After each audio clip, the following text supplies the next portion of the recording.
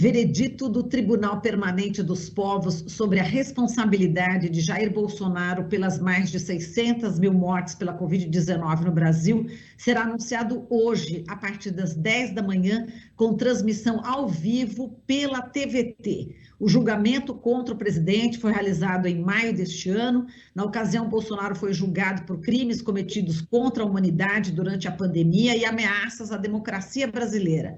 E hoje, às 10 da manhã, a leitura do veredito acontece na Sala dos Estudantes da Faculdade de Direito da Universidade de São Paulo, no Largo São Francisco, centro aqui da capital. O documento será lido pelo jurista italiano Luigi Ferrajoli. O líder Yanomami Davi Copenau participa também da cerimônia. O evento é organizado pela Comissão Dom Paulo Evaristo Arnes e Coalizão Negra por Direitos. A gente vai falar sobre esse importante tema com o José Luiz Del Roio, ele que é ativista, político, escritor, lutou contra a ditadura civil-militar no Brasil, é um dos fundadores, com Carlos Marighella, da Aliança Libertadora Nacional, ALN, viveu o exílio em vários países. Em 2006, por sua dupla cidadania, foi eleito senador pelo Partido da Refundação Comunista e, portanto, tornou-se membro da Assembleia Parlamentar do Conselho da Europa em Estrasburgo e membro da União Europeia Ocidental em Paris. Olha, é um prazer enorme recebê-lo aqui, viu, Del Roio? Bom dia, seja muito bem-vindo. Olha, Marilu, o prazer é meu. Depois desta combativa televisão, que às vezes eu compareço, fico muito feliz. Vamos lá.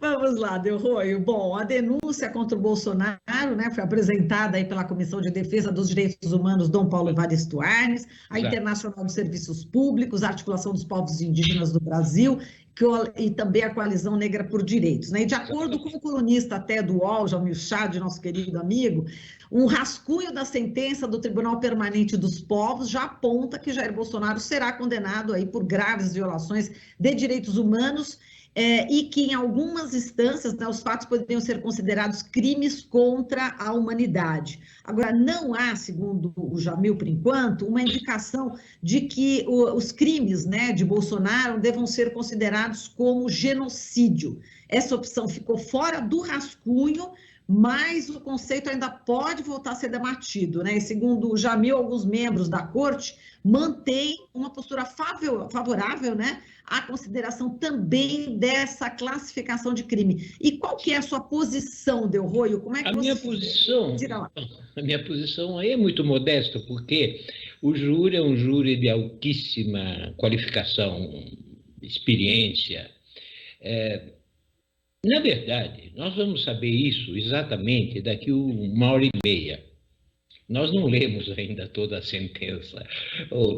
Foi muito complicado fazer a sentença, precisou tempo, muitos juristas internacionais puseram a mão, investigaram, estudaram, e vamos ver até o último minuto o que vai ser, e sobretudo a parte final desse grandíssimo jurista, um dos maiores do mundo, sem dúvida nenhuma, que é Ferrajoli. O Ferrajoli vai comentar e vai explicar o que foi Então, a sua pergunta, ele que vai responder. Agora, a minha opinião pessoal, sim. Nós estamos com 680 mil mortos nesse país com a Covid. Somos o país de maior incidência de mortes da Covid do planeta em relação ao 1 milhão de habitantes. Somos segundo em absoluto dos Estados Unidos, mas os Estados Unidos tem uma população maior, então, por 1 milhão de habitantes, somos o que mais sofreu no planeta. Ora, nós todos recordamos as declarações da cloroquina, declarações absurdas. Realmente nós passamos essa pandemia no terraplanismo, apelos para não fechar, para não usar máscara, um presidente, não sabemos se é verdade, que não tomou vacina, que era contra a vacina e não deixou a sua filha menor tomar vacina. Ora, é óbvio que isso teve um impacto terrível sobre a população, um impacto terrível. Na minha opinião, mas é o júri que decide, não sou eu, sim, tem condições, sim, de uma acusação de genocídio, sem dúvida nenhuma. Agora, Delroio, a gente sabe que o Tribunal Permanente dos Povos, né, é um órgão aí que não tem o peso do Tribunal Penal Internacional, né, não pode tomar ações nem contra Estado, chefe de governo, mas, eventualmente, uma condenação de Bolsonaro, o que pode repercutir no meio internacional? Qual é a importância desse peso, né, desse Tribunal Penal Bom, Internacional? o Desculpa, Tribunal Internacional. Opa, Marilu, vamos ver. sobre o peso do Tribunal Permanente dos Povos. Eu falei do Tribunal O Tribunal dos Povos, embora ele não tenha um peso efetivo, ele não tem tropas, ele não tem polícia, ele não pode prender, vamos dizer assim. Mas é uma coisa muito antiga, há 5 séculos que se discute o direito dos povos, porque nós temos o direito dos Estados, Tribunal Penal Internacional, e temos os direitos dos indivíduos. Agora, os povos não têm direito, uma coisa curiosa, não existe um direito efetivo. Daqui é que surgiu, foi uma discussão um pouco antiga, feita na Argélia, em 1976, eu estava até lá, para criar um movimento para que os povos tivessem seus direitos. Ora, é um movimento internacional com grandes nomes, grandes personalidades. Isto vai ter um impacto, primeiro, na denúncia desse governo. Vai ter um impacto, porque vai para dezenas e dezenas de países essa sentença, vai ser para a imprensa, para outros juristas, e serve muito também para que vamos dizer, o judiciário brasileiro serve de armas, serve de elementos, serve de suporte ao judiciário brasileiro, que um dia caminhe nessa direção. Pode ser que sim, pode ser que não, mas depende também do povo brasileiro, né? Do que ele fizer com esse instrumento que ele tem na mão. Quer dizer, nós oferecemos ao povo brasileiro mais um instrumento de defesa, que ele necessita muito dessa defesa. É isso. Agora, Delroy, você falou que você esteve lá, né, na Argélia, né, durante a criação do Tribunal Permanente dos Povos. Eu queria que você relembrasse um pouco, né, essa sua experiência, né, tão rica em estar lá nesse momento, né? Conta para a gente o que passa. A história é simples. Bom, um pouco longa, não vou contar agora, não temos tempo, mas tem a sua origem no tribunal Bertrand de Russell, do grande matemático e filósofo inglês, né, que criou um tribunal para julgar os crimes de guerra dos Estados Unidos no Vietnã. Posteriormente, um grupo de exilados pediu à Fundação Russell de criar um tribunal para a ditadura brasileira. O Russell faleceu, passou para Jean-Paul Sartre. Sartre ficou doente e passou para o senador Lélio Basso. Depois fizemos 3 sessões sobre a América Latina, né? Mais especificamente sobre o Brasil, que foi em 74 a 76, e daí que surgiu a ideia. Mas então vamos ter que criar algo permanente. Foi de Lélio Basso, o senador Lélio Basso. Vamos criar algo permanente. Se reuniu na Argélia uma série enorme de personalidades. Por que a Argélia? A Argélia era um símbolo na época, não é? De luta da liberdade dos povos, para a terrível guerra que travou contra o colonialismo francês. E ali surgiu o arcabouço dos direitos dos povos. O tribunal nasce depois. O tribunal vai nascer em Bolonha, em 1979. Baseado, mas é que o documento base dos direitos dos povos foi criado em Argel. É isso. E Delroy, vamos falar dessa acusação agora contra Bolsonaro, né? Só para informar as pessoas que essa acusação foi liderada aqui pelos advogados Heloísa Machado de Almeida, Sheila de Carvalho e Maurício Terena. A denúncia esteve concentrada justamente nessa prática da incitação ao genocídio, né? E eles falam também em relação principalmente aos povos indígenas e também, enfim, às pessoas negras, né? Então, eu queria que você falasse dessa questão, né, dos povos indígenas e os negros que foram realmente muito afetados pela pandemia, né? Eu não sou um jurista, eu considero que o ato de acusação feito por esses juristas que você citou foi um trabalho magnífico. Eles trabalharam muito, muito, com muita seriedade, tentando não deixar nenhum vazio e nada que não fosse correto, que não fosse absolutamente correto e provado. Ora, a população brasileira sofreu como um todo, todos sofreram.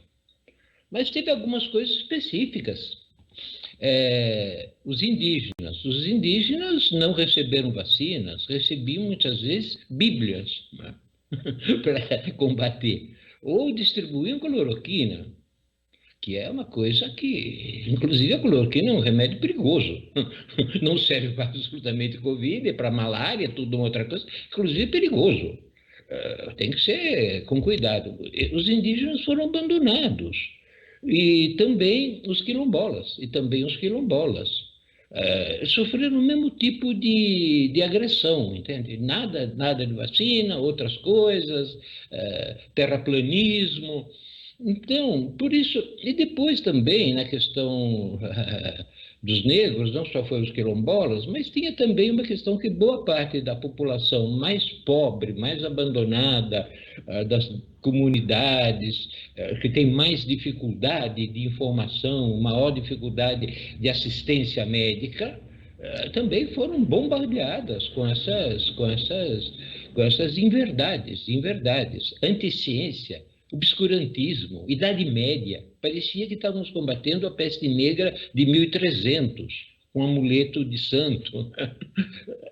Então, é isso. Por isso que nós concentramos, os advogados concentraram muito na questão dos indígenas e dos quilombolas, da população negra. E justamente, nós temos que recordar que este é um país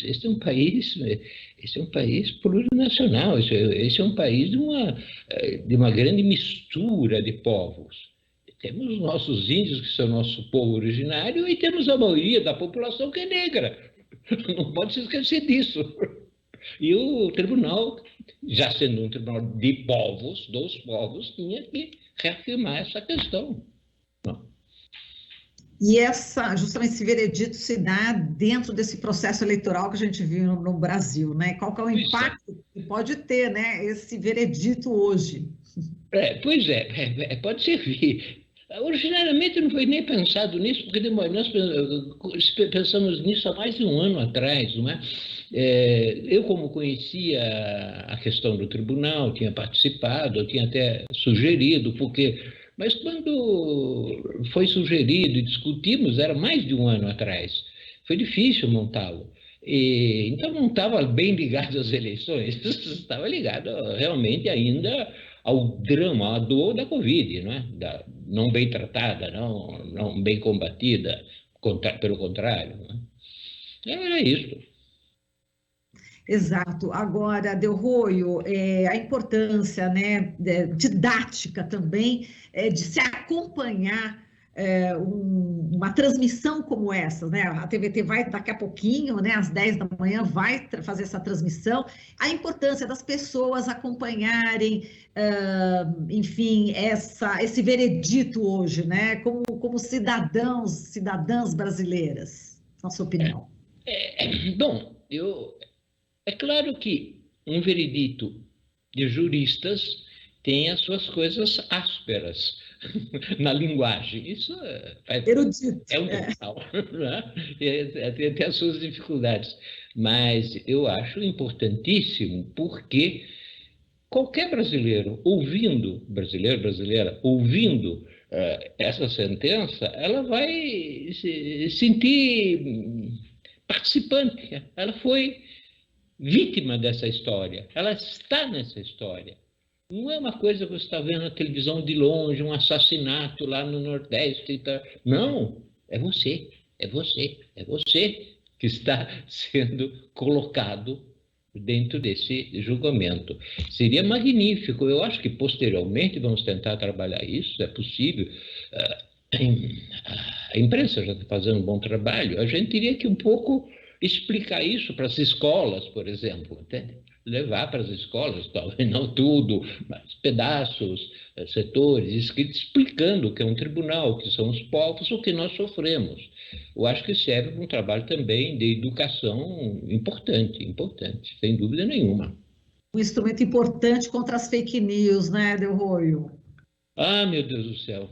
É que é a praga dos últimos anos que nós estamos vivendo no Brasil e no mundo, não é? Aliás, nós importamos e hoje somos provavelmente o país mais importante em matéria de fake news. Isso é uma tragédia. Isso é ser o mais importante em matéria de fake news não é bom. Mas é isso, é também um combate contra a mentira, né? Contra a enganação. Pois é isso. É o que vocês fazem todos os dias. Ah, legal, Delroio. Muito obrigada mesmo, né? Em nome aqui da TVT, da Rádio Brasil Atual. E a gente lembra que o Delroio também, ele é autor aqui de diversos livros, entre eles Zaratina e a Paixão Revolucionária, A História de um Dia, 1º de Maio, e As Capas desta História. Portanto, quem quiser também, né, pode aí acessar aí na internet, descobrir mais obras aí do Delroio. Foi um prazer falar contigo, viu, Delroio? Um forte abraço para você, viu, querido? Vou sair correndo para ir lá para São Francisco para escutar a sentença. Maravilha! Tchau para todas e todos, hein? Um abração, minha gente, um abração.